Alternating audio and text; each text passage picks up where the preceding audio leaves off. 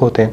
अच्छा, सबसे पहला सवाल सर शहरों साहब ने लाहौर से किया हुआ है, जो कि पूछते हैं कि वो देखते हैं कि उनके घर में कबूतर जो है वो अक्सर आते हैं उनकी छत पे रिज़्क़ खाने के लिए, पर वो कबूतर जो है वो दिखने में बड़ा डरावना सा है और वो सुर्ख कलर का है और उनकी आँखें जो है वो देख नहीं पाते, उनको नज़र नहीं आती उनको जब भी उनकी आँखों की तरफ देखते हैं। तो ये जानना चाह रहे हैं कि इसकी क्या ताबीर होगी? देखिए, पहले तो कबूतर का घर पे आना ये रिज़्क़ में फरावानी की तरफ इसका इशारा है कि अल्लाह पाक के फजल करम से रिज़्क़ में फरावानी होगी, लेकिन ये अपनों की बातें कम सुनेंगे, यानी अपनी जो इस्लाह करना चाहते हैं उनको ये दुश्मन समझेंगे। ये इस तरफ इशारा है कि जो लोग यानी जो खूनी रिश्ते हैं, बाप है, चाचा है, बड़ा भाई है, यानी किसी बुज़ुर्ग बड़े की तरफ इसका इशारा है, जो इस्लाह करना चाहते हैं उसको इग्नोर न करें।